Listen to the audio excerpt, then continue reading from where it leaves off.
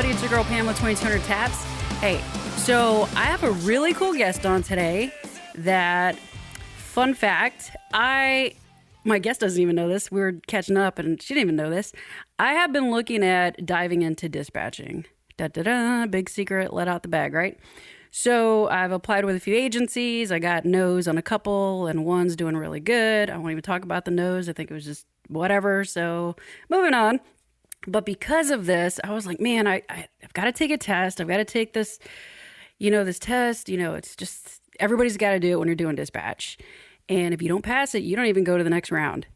So I was on YouTube and I came across, big shout out, the Raspy Dispatcher, Ashley Valenzuela. I think I said it right. And she legit, her voice is raspy as like all get out. It's kind of funny, but it's perfect branding. And been following her. And with that, I was like, I reached out. I'm like, I'd love to get somebody, dispatcher of some sort, first responder on the show because we just haven't had one. Well, sends out an email. And now I've got our new guest today, who is actually pretty badass. I've been listening to some of her stuff. And she's actually, you're like the only one that really responded to the emails.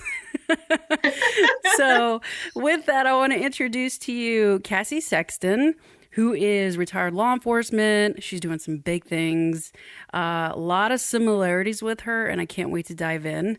But Cassie is giving us her time out in California to sit in with us and share her story and some really cool stuff. So Cassie, thank you so much for giving us your time. I'm super stoked to just dive in because I got a lot of cool stuff I want to ask. So thank you. Thanks for having me. Totally. And that makes sense why you connected with Ashley and what she's doing in her role and helping dispatchers get started. And I just loved being on her podcast and connecting with her. And she's a great resource. She really is. And she's funny. Yeah, I'm she is just funny. like, man, if you follow her on Instagram, I crack up with her like reels and stories. I'm like, okay, she's having fun with this. And you could tell she loves being a dispatcher. She absolutely loves it. Yeah, so thank you again for being on. I like to tell all my guests, if, I shoot for an hour interview, but if we get it in a half hour, we get it in a half hour. No biggie. And, welcome to my home here in Texas. I don't have all the cool badges and stuff like you do. I'm kind of jealous. But man, I got to tell you, there's a lot of similarities between us because I too grew up with a law enforcement family. And before we dive in, I'd love for you to kind of tell our listeners who you are, what you do, and I would love to just get going if that's cool. Yeah, just jump right in. Hell Both yeah. feet. So I'm like, how much time do we have really? Plenty. No, just when you said 30 minutes, I'm like, don't worry, we'll make it an hour because I got a lot to say. Okay. I've never been accused of being short-winded, that's for sure. I started very young in my law enforcement career at 19, and I always tell people that I feel like I was groomed for that. I came from a family, like my actual family, not law enforcement. I mean, I have service members in my family from military, so I think that I came from a heart of service, and I am groomed for that. But what I always tell people as far as how I got into this career, I was a dance teacher and I was going to school to be a teacher. So totally opposite background. I still am smiley now. I think I found that again, but I was very smiley and bubbly. And I had a couple of friends from my childhood that were already in this career. And one in particular who worked at the city that I grew up in, he was always doing this, working in the jail and working in parking out in the field. And I would ask every day, tell me more, tell me about your job. I want to hear more. It's so exciting. And I think eventually, just like with us in my career, it's not as exciting when you do it every day. Right. So he was kind of like, okay, listen, just put your application in already. And I was like, me, I don't think so. Like, I don't know anything about this. And I think that novelty was there. And I'm like, fine, I'll just put an application in. I did. I put a couple apps in, got picked up at a local, very small beach city. I went for it. I knew nothing. I didn't know what I was getting into. I put on the uniform the first day, the badge, and I looked in the mirror and I was like, oh my gosh, this is happening. And I went out, I learned how to write parking tickets, and I was in sunny Southern California at the beach. I mean, truly, like, this was a dream come true. As I always tell this part of the story, because it really is my favorite, like, parking enforcement, animal control has like the most hated job in the world, right? Like people really hate you. I did. I mean, truly. But I was out there and I loved it every day. And I would write tickets and put them on people's cars. And I'd be like, have a nice day, because here I am, like 19 years old, and I'm just happy to be there. And I got pulled in one day. Finally, my sergeant's like, listen, Cassie, like, we know you're happy, but you can't like be smiling and giving people parking tickets because they think it's like sarcastic. Yeah. And I really wasn't. I just was so happy. So eventually, like, that thick skin starts coming. Yeah. And then this is when the career shift starts happening. I go work in the jail.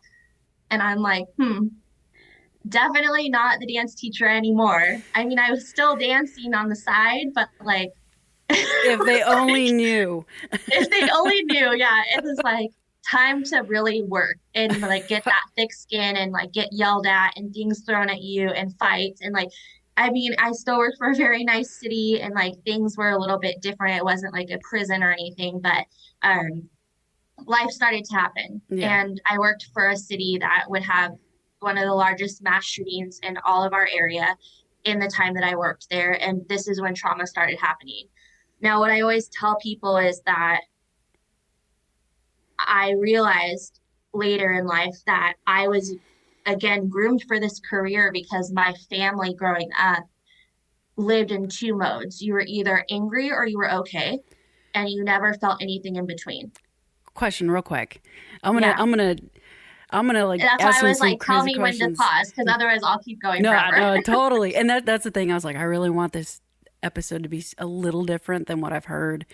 Yes. And just as good because you've had really great interviews. And that's where one of my similarities comes in.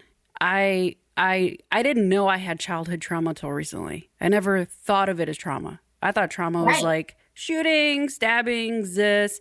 I never thought trauma was verbal abuse, punching stuff. Like what I grew up, the chaos, right? It And was you like adapt trauma. to that and you think it's normal. Right. And it's like, I'm working with my therapist now on this, actually. The healthy chaos that we seek puts us in our professions. Right. I wanted to rescue my mom when I was a little kid. She get bullied, and I joined the Coast Guard so I can help Right. save people. I didn't want to shoot people, but if I had to, that's part of the job. But it's neither here nor there. It's like I've always wanted to help people. And now that I don't have it and I haven't been in it, I'm just like, I still want to do that. In dispatch, I'm scared shitless because I'm like, I have my own shit. So I'm like, am I going to get trauma triggered? How am I going to do this? And to your point, it's just that healthy chaos. So again, like how you were groomed for this, I can identify with that 100%. So what did that kind of look like for you leading up to, oh, that's why I was groomed for this. That's why I was ready for this. Like, what did that kind of look like for you? Later, so before it created unhealthy coping skills, which I didn't realize were unhealthy because everyone else around me was doing it. Mm-hmm. And that was like, I would say my 20s. The drinking with the friends, binge drinking, sex, shopping, just making rash decisions. Yeah. There was also good choices, don't get me wrong. Like, I was independent and I'm single and don't have a family, which is also the cost of what happened and what I chose to do because my unhealthy coping skill was work. I was a workhorse. I worked because after the jail came dispatch, which is where I spent most of my career. And I worked at 2 agencies, not one. I took on every admin project. I was like the superstar, like, give me everything because I want to do it. I want to be the deputy chief one day. I want to do all the things. I have big dreams. I want to be a trainer, a supervisor, all these things, which is ambitious and great. And I encourage everyone to have dreams. But there's a difference between having dreams and using it as a coping skill because you chase things because that's the only way you know how to cope. I would move agencies and move jobs and move things because as soon as I got complacent or stable, things got uncomfortable and it's time to change again. Same thing with moving, so I, at 24, bought my first place here in Southern California, very expensive. At 24 years old, buying a home is like a big deal. Yeah. And I was like, that's great. So I felt accomplished. That's a big deal. But at the same, so I don't say I don't shit on myself in the sense of I didn't accomplish anything. I did accomplish lots of things during all my bad coping skills, but in the in between, I call it fake success, or everyone was looking at me going, you have all these great things, you're doing all these great things. What do you have to be unhappy for? Hmm. And I'm like, I'm coping with trauma Yeah. and I never learned how to process that, not in a healthy way. So instead, I was piling everything in the jar or piling everything in the volcano. And the only way I knew how to cope was by running away from it Right. or chasing the next dream, chasing the next idea. Thank you for sharing that because again, I can identify with that too. Um, Yeah. it's not, it's so unhealthy. You know, this stuff. Now that you're talking about it, I'm like, yeah, I used to do this. I used to do that, you know, and thought I Same had with my shit together. relationships for me too. Oh, yeah. Sorry, I did not mean to cut you No, off, you're but good. that was something else that I haven't really talked about on interviews either. Is I was like that with relationships. If I was ever early in my 20s or mid 20s, if anyone treated me nicely, I was like, nope, red flag. Hmm. When that should have been a green flag. That self sabotage, man, I swear. Yeah, It's I was real. like, no, thank you. I don't Oh. want to be treated nicely. Now, I know one thing I wanted to hit on before I forget, which I won't, but I just want to make sure we hit on it. I was really anxious to ask you questions on like calls and hearing this, hearing that, and all that. But you had mentioned a few times in your interviews, you had a mentor, a captain, right? It Yes. was a murder suicide. He, correct me if I'm wrong, he killed his girlfriend and then turned the gun on himself, right? Yeah. The one reason I'm bringing that up, I I too had a mentor that helped me he was one of the ones that helped me take suicide off the table. And he had, and we knew his story. He survived a suicide attempt years ago. And then he goes and he actually kills himself. What kind of, and I'm going to be blunt here because this is the only way I can get it out. What kind of a mind fuck was that for you? Because that was the biggest one for me. Having a mentor that helped coach you and guide you and show you the ropes, like, be done. He wasn't the first either. And I haven't shared that Wow.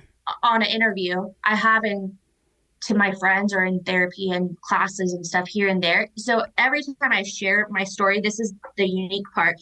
I have other people I teach with that we joke that we can give each other's presentations because we have taught enough with each other that we know each other's stories inside and out, which is true. Something that I feel unique to me is that depending on how I feel that day, while my story is the same, that story comes out a little bit different each time, depending on how I feel or depending on what feels right to share that day. Maybe depending on who's in the class, I kind of tailor it. Um, there is a local agency here. When I was in the jail, I was connected with an officer, and it was when I was still planning on being a cop, because I was before I was a dispatcher, being groomed to be a police officer. And I was connected with him. He was a family friend of one of my dad's coworkers, actually. My parents are both finance degrees, backgrounds, not anything law enforcement. So I was put in touch with this guy. It was one of those situations where he's like, I know a cop here, call him. And I did. And I went on numerous ride alongs with this cop. And I have so many amazing stories with him. He was that funny guy, the one that was lighthearted. Everyone loved him. He never knew anything was wrong. And I remember taking a call, and I could tell you, and this is the same thing. Every time I've taken this call from friends of people passing away or getting killed in an accident, I could tell you exactly what I was wearing, what I felt, where I was standing in the house, who I was with. I was standing in the kitchen of my house that I was renting with my best friend. I was getting ready to leave for an Angels game with the date of the guy that I was seeing at the time. I take a call from one of my academy mates who previously worked at that agency, and he's like, I have to tell you what happened. I take the call, and I remember thinking, how the fuck could that happen? He was the happiest guy. Mm-hmm. And they told me how it happened, and I went to his funeral. And I remember that never being the same after that. And that was early in my career. Yeah. Then I would lose people throughout accidents, shootings, stuff like that, regular law enforcement line of duty deaths, but never a suicide again at that point until this captain. Um, that was probably like 7 or 8 years apart. That captain was a close friend. This one was a close friend. We were planning a trip to Nashville together. I had just talked to him the week before. And I was also planning my suicide at that time.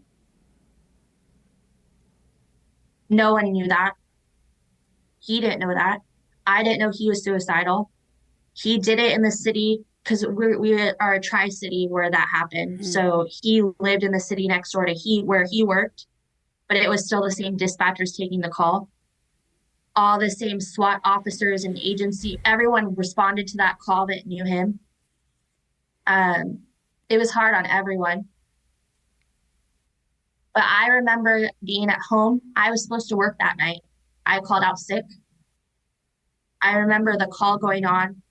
One of my best friends was working it. She was working night shift and she was updating me as she was on the SWAT call out. And I was thinking, I text my supervisor, do you need me to come in? And she said, no, you're sick, stay home. And I said, but I'm supposed to be there. And there was nothing I could do. I've never felt so hopeless in my life. And guilty because I was supposed to be at work that day. And someone else was at work because I was at home sick. Going through that trauma that I was supposed to experience is how I guilted myself, making me feel like shit. Yeah. I felt bad for that person going through that because I was supposed to be the one. But also then I realized later that obviously maybe I wasn't supposed to be the one. Wow. I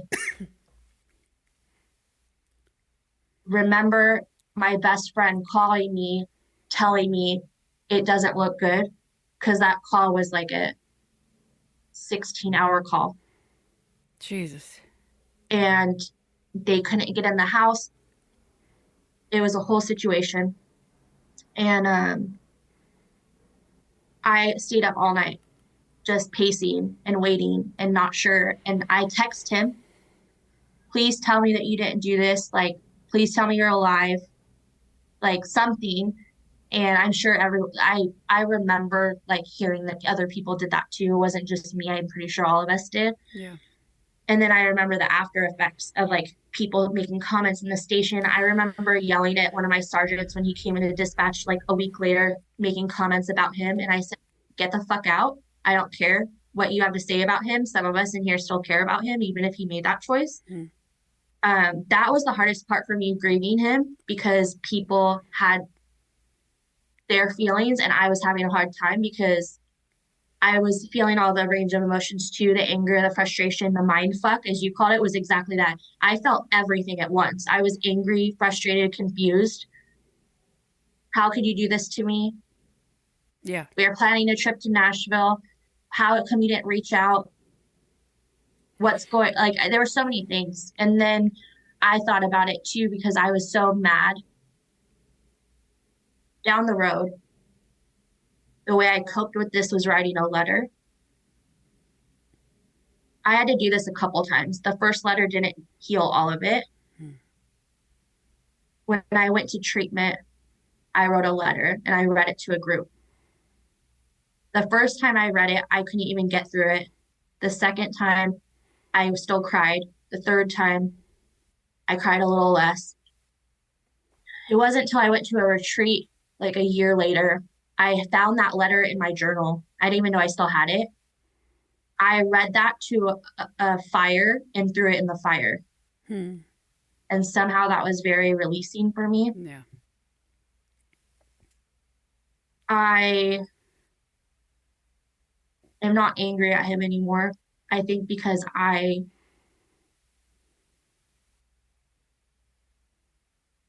one, I understand because I tried to.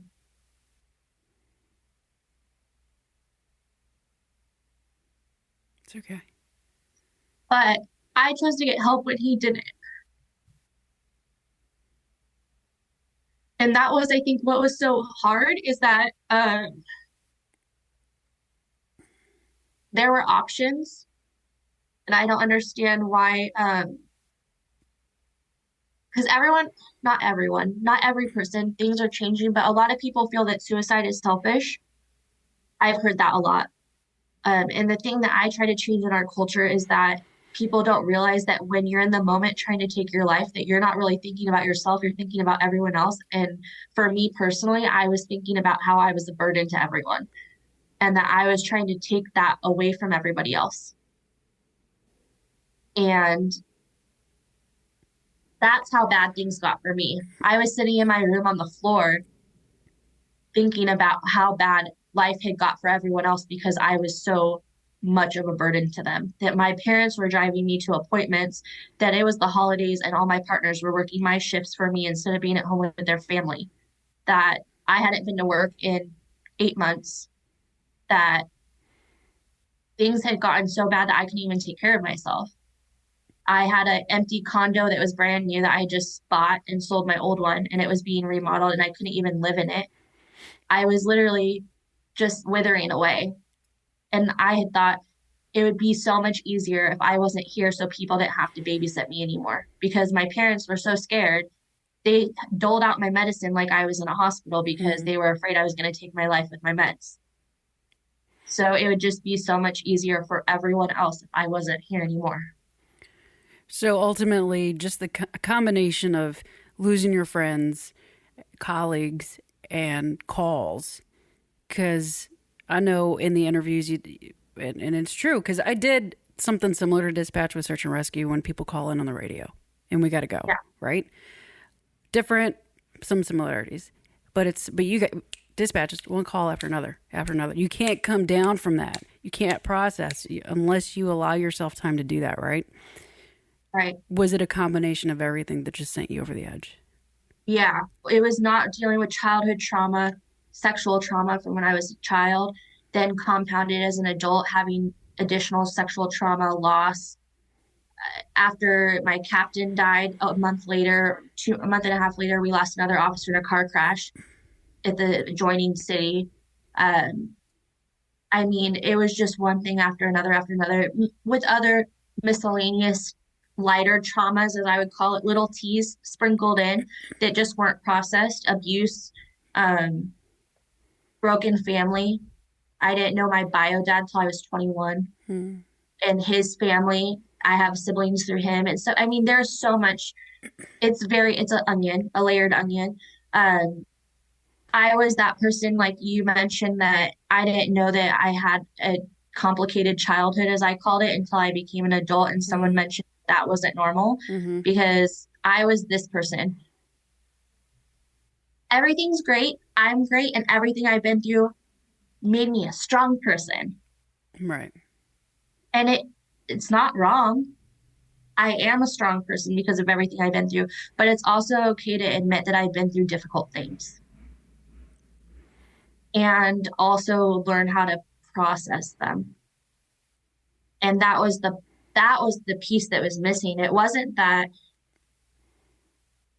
I also am okay. I am okay, but I also just never processed the stuff that I went through. And so adding in then the work trauma just compounded it. I have spoke at the Dispatch Academy numerous times before. And the one part I always tell new dispatchers is if you're coming into this line of work, make sure you have your life somewhat in a stable spot. If Yeah. you also, I recommend getting a therapist. I recommend that for anyone. Get yourself a therapist. Hmm. It doesn't have to be every week, but like check in once a month. You go and get your body checked out once a year. It is healthy to talk to a therapist too and get your mind checked out. That should be more normalized. Yeah, and getting back to kind of just the loss with first responders, veterans, the whole 9 yards of suicides. We got to break that stigma, right? And one of the biggest stigma in the veteran community or military community is I can't ask for help. If I get help, I could lose my job, basically lose my career. And we actually made a short film that we're streaming on YouTube for people to see, where it's kind of my story. I directed it and stuff, and it's like we're dealing with all this stuff. We're self imploding, but we don't want that help because I might lose my job. Number one, number two, you got people with top secret clearances that just can't go into a therapist's office and talk about their shit. So I'm just curious to see what that looks like for the police department with your experience and with those first responders and you guys. Like, what was that like for y'all? Because I know you're retired now, but in back then, right, which wasn't that long ago, I know they have, crisis intervention teams and whatnot, people there to help you, but it's like, I don't know if I'm ready to do that because it's going to go on my records or whatever. What did that look like for you guys, and where is it kind of going to now that you've seen? So I've seen every version of this story. I've seen people who have gone through it and quit on the dot because they were afraid of stigma. I've seen people go to their peer support team and lose their jobs. I've seen people not. I've seen super supportive agencies. The point is, like, there's some agencies that do very well at this and some agencies that don't do very well at this. The stigma is changing slowly, and we're getting better one day at a time, maybe 1 hour at a time, and we're working on that. Even in the 3 years since I went back to work, which that is the positivity part of my story, right? Mm-hmm. I have a suicide attempt. I realized that I did want help and that, whoa, like, no. I check myself into treatment. I'm fiercely stubborn. I get there, I say, hey, I'm here. I'm going to do the work. But if I'm not better in 30 days, I'm out. Like, I'm trying, but also, like, if it doesn't work, then I'm not going to keep suffering. Mm-hmm. And at the end of the 30 days, I walked out and I was like, here's my suicide card. I'm leaving it here. And I cried because I also was like, that's the first time I ever felt safe. So I was like, I don't want to leave because this is my safe place now.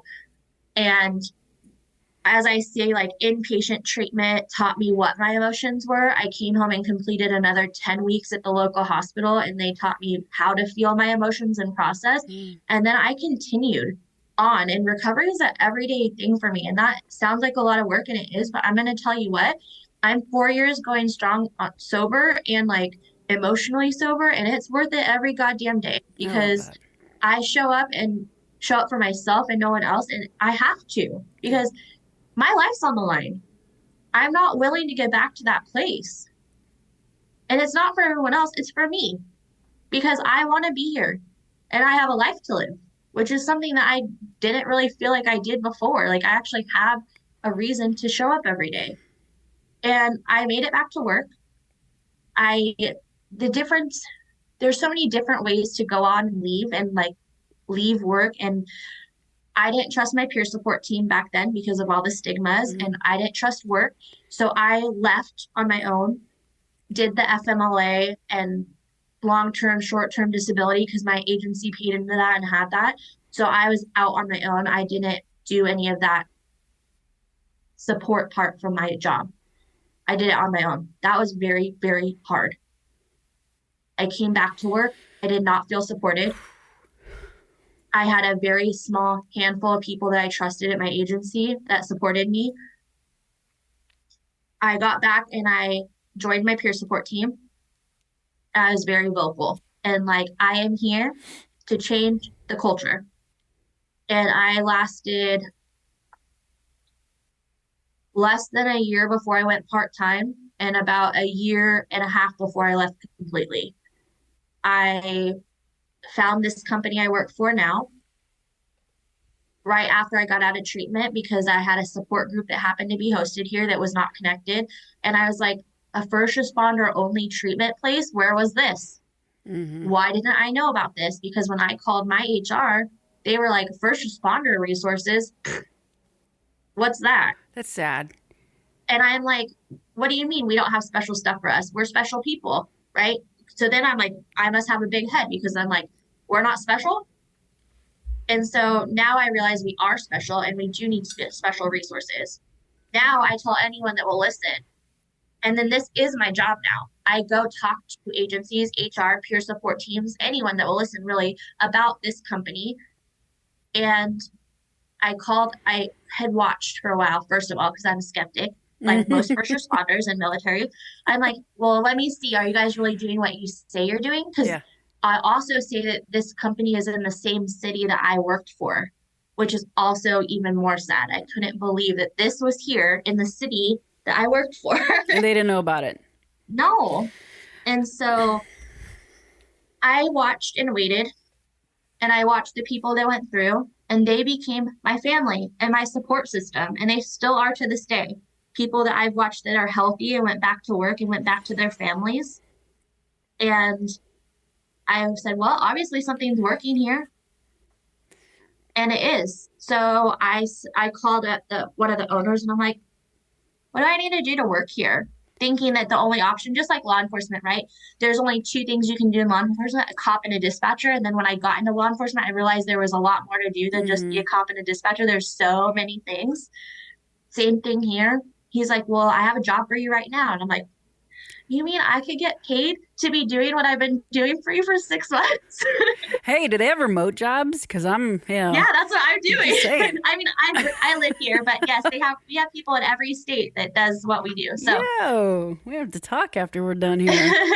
so we my role is to talk to people and tell them about our resources and share and educate them on what resources are out there for first responders exclusively and get people help.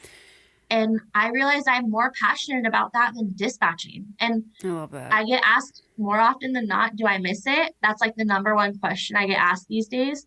And I'll be really honest, no. Yeah.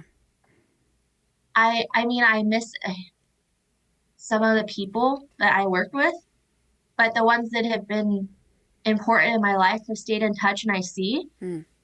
I am way more connected now than I ever was at my station. I see more dispatchers, police, fire, EMS, EMTs, directors. I get to travel the country, speak at conferences, go to agencies all over and connect with them now than I ever did as just a dispatcher in a city.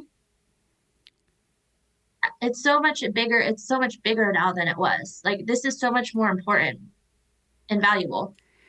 How wild is it that, like, I'm a believer, right? And you don't have to be, and it's not a big deal for me. I feel like God takes us through these ruts, and like we have to experience all this shit and chaos to put us in these positions like where you're at now or where I'm at now, right? Where we can share our stories and we're like, hey, this was me. This is where I was at. Do I have my bad days? Yes. But do I know I have my tribe? And you said it all the time, a tribe, which is funny because there's an organization here I'm going to tell you about here in a minute. Like our stories are going to help save lives.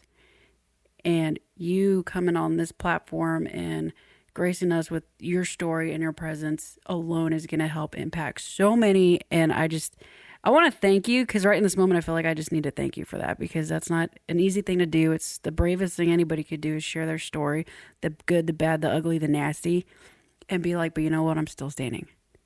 And you know what? I get knocked down still, but I still stand up. So thank you for that. And thank you for what you're doing with this organization, which I'd love to talk about Yeah. if we can segue. But I just wanted to thank you for that because that was a lot of stuff, heavy stuff, and we're ready to breathe. And thank you for that. That means a lot. Yeah. I think we go from surviving. I've heard this statement before. We go from surviving to thriving to inspiring. Someone had told me that once, and I'm like, that resonates with me. I like that. And it like changes, right? Like sometimes it ebbs and flows. Sometimes I go back to I'm just surviving, and then I go back to thriving, and then I can two-step back and two-step forward. But like I try to inspire when I can, and then I lean on others to inspire me when I need it, and then you ebb and flow when you need to. Yeah. And I feel like if we live in our true self, our authenticity, and people see our struggles, that alone will inspire people, believe it or not. Like, oh, you're not a robot. Like, you're a human. It's like, yeah, dude, I get that. So I like that. I'm going to add that inspiring to that. Yeah. I'm totally going to do that. But what organization did you, I know, But for our listeners, For everyone else. right? What organization did you reach out to that ultimately got you to where you're at today? So the company I work for is called First Responder Wellness. And we're a family of companies now. When I first started working here, we were just First Responder Wellness, which is the treatment center. Mm-hmm. And people come to stay with us for inpatient and outpatient programming. And that's where they get help. The other components of our companies are Shift Wellness, which is the part of our company that does retreats and training and cultural competency in that sense, where they handle more like we have a spouses retreat, we have a peer support retreat, and we have a bunch of training that we do. Oh, nice. And then the other big part of our company is the Counseling Team International, which has been around for 40 plus years. My agency was actually contracted with them, so I've worked with them and known them personally. They operate as an EAP that's culturally, they don't like that term because it's negatively associated, but an ESS or EAP, it replaces the city, or not replaces, but works together with the city EAP, but it's a culturally competent EAP or ESS. Okay. Basically, a therapist that's culturally competent comes in and will respond for a critical incident, debrief or defusing. The agency contracts with them for like 10 sessions a year for a firefighter, a first responder, a police officer, whatever that agency contracts with, they get 10 sessions, and then their family also gets 10 sessions for different incidents or whenever they need it. It's an amazing resource for agencies when they contract with them. So it's pretty special. And they also do training, and they also partner with us for retreats. So there's different components to our company now, but we're a family of companies and they each have their own branding. So when I came to work for us, it was just the treatment, and now I represent all three. That's cool. Yeah. That's really cool. And I'm excited to share with you some more here in a little bit that I hope you guys can add to your list of trustworthy and worthy resources, nonprofits here in DFW, but they cater all over the place. Yeah. Oh my God. Have you ever, this is so cool. Can you tell me one of the coolest testimonies? I know you can't really divulge names and we don't want names, but maybe a story that you're like, this is what it's about. This is why I'm here. Is there anything that sticks out in the forefront of your mind as to what that could look like to help our listeners just kind of see the impact that you guys are doing for others? Yeah, for treatment for here? Yeah, without breaking any HIPAA rules or any of that good stuff, yeah, right? No, I know. Right? But if there's a police officer, firefighter, or somebody who like truly got something really cool out of this, is there anything that sticks out? For me, so I had this happen the other day. So I've had this happen a lot, actually. So kind of more about my role and what I do here is obviously I go out to agencies and connect with peer support teams, but what people don't always know is I'm a lot of the times the first call. So my dispatcher job has not changed, essentially. I don't take calls 12 hours a day, and I'm not working overnights all the time, but like, say I have a peer support lead at an agency that I'm close with or working with, they can call the admissions line directly to get their person in. But a lot of the times, because they've made that connection with me or one of my partners, whoever, we're contracted isn't the right word, because we're covered by insurance, which is something that I left out. Oh. So that's the important factor about treatment is whenever I call agencies, I'm like, I'm not trying to sell you anything. I promise it's not a sales pitch because we're covered by most insurance. And so then they're always like, okay, now I'll listen to you. Mm. But they will call us and say, hey, I have someone. Is this the right fit for your company for treatment? Well, there's times where that can be something as simple as like, hey, they don't want to come in today. It's going to be Monday. They're working out some details at home. Sometimes that person's in like extreme distress, and it's that 911 call. Like, yeah, I'm sitting with them right now and they need to come to treatment today and I'm driving them in. I've gotten everything in between as well. But I'll tell you what, when that person is in distress and they're coming to treatment and they walk through the doors and they're here and I can take a breath of fresh air because I know they're getting help, that's my why. Because sometimes when I'm like, can they just hold on a little bit until they get here because I'm worried that they're not going to make it? I'm scared because I've been there. Yeah. I've been in that dark spot where I'm not sure if I'm going to make it. And so when I know that that first responder on the other line is in that dark place, I can relate because I've been there. So I'm like, hey, can you just hang on another 30 minutes or like an hour? You're almost here. We're going to get you help and it's going to be okay. It's like, I'm holding my breath on the other line of the phone too, because I just want them to get here through the doors. Then the most magical part, as I would say, which is really cheesy, I know, is 90 days later when they're walking out the door, a whole other person.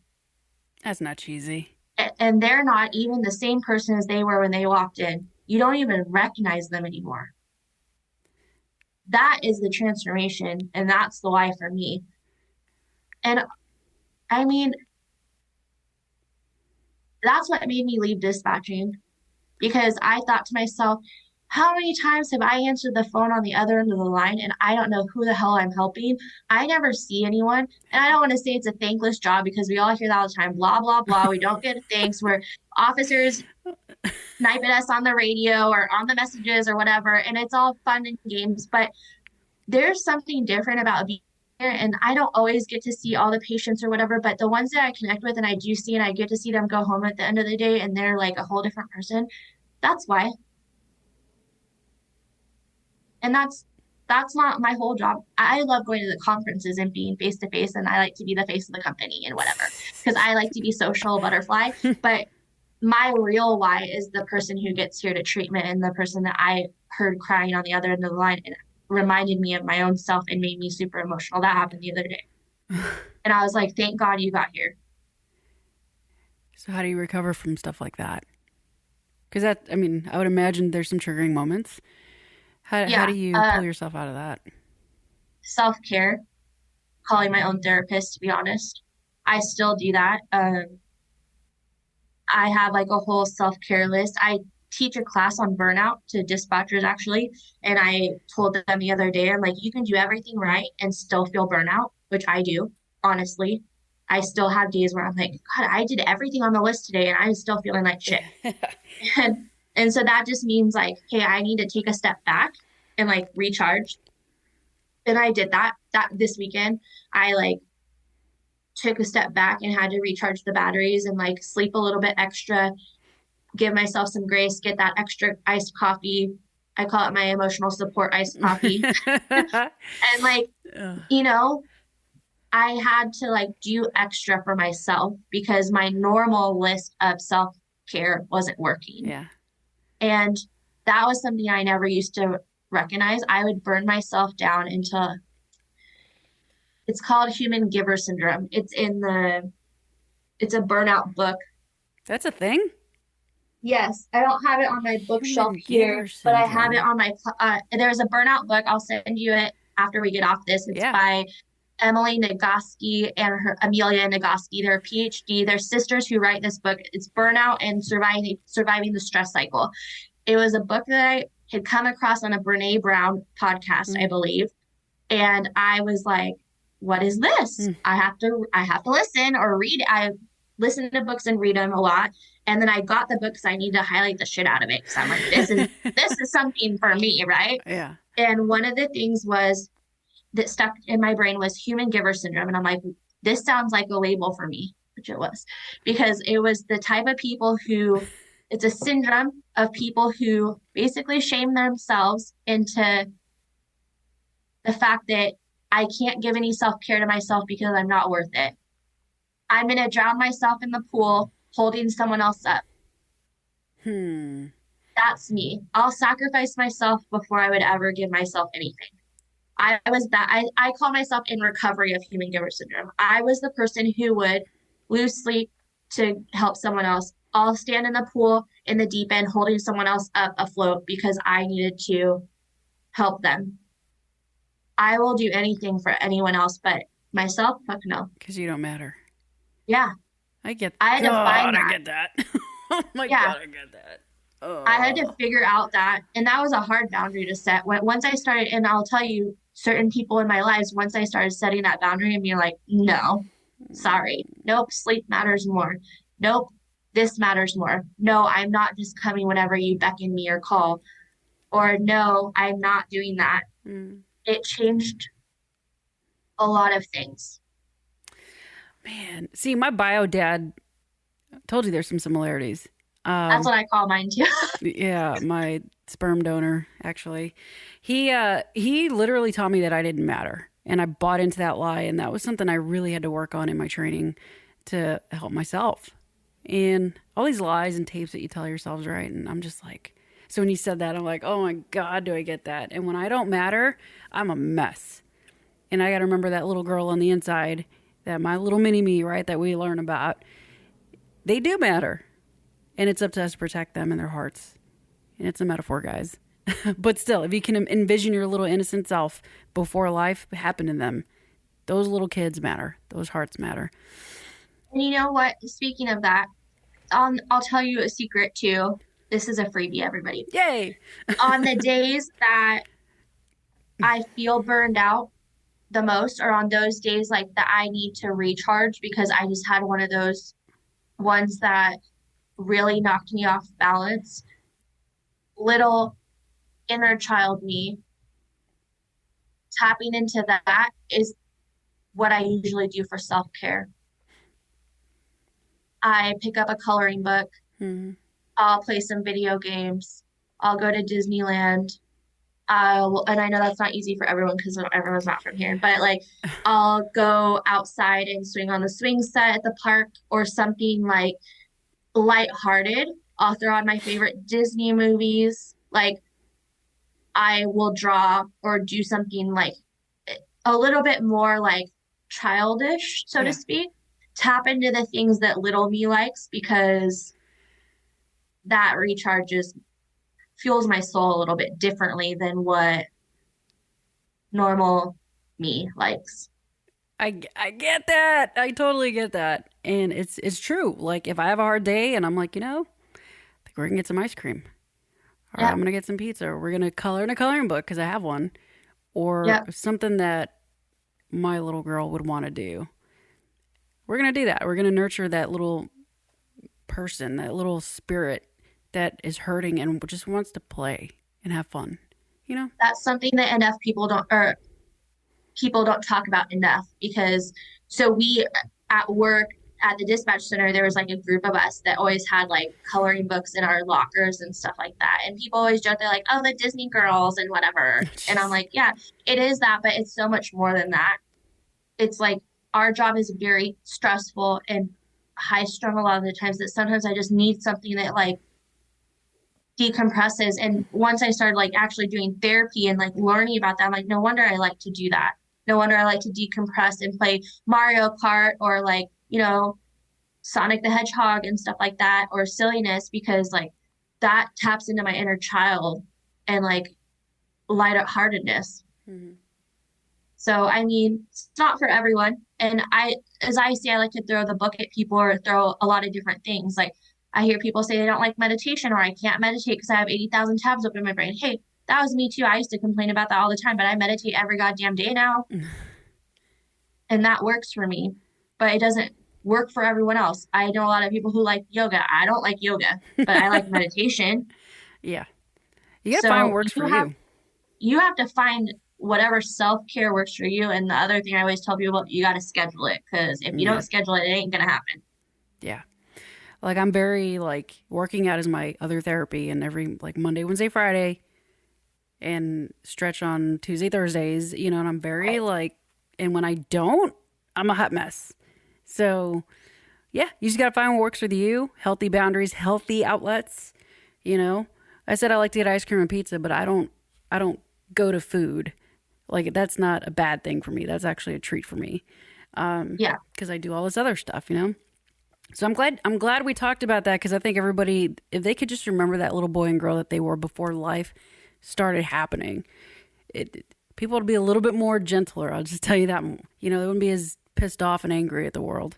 But in order to find it, you got to go get some help, whether it's Yeah. therapy or these resources or whatnot.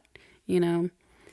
But real quick, I want to just tell us a little bit more, real quick. We're doing really good on time, and we can probably wrap this up here in a minute. Uh, you guys are based out of California, the first responder wellness.com. That's where people can find you, right? Yeah, that's our website. And is this, I don't know, this is for profit, right? Because insurance and stuff. Yes. Okay. So if people wanted to get involved or get connected to you guys, how do they do that? They can go on our website. If they want to reach me directly, they can email me, text me. I also accept the bat signal, carrier pigeon, smoke signals. Just kidding. But I always am like, bat signal always works. Email is good. My first name, Cassie, dot last name Sexton at frhealth.com. And then also, I have a work cell, which I'm happy to provide that. Everyone's welcome to call, text on that. I also can give you, if you post like my little LinkedIn or my what's it called? I have the link that All has your like all links? my Yeah. links. I have all my links on there, so you can just post that, and it will like take them to whatever they want to.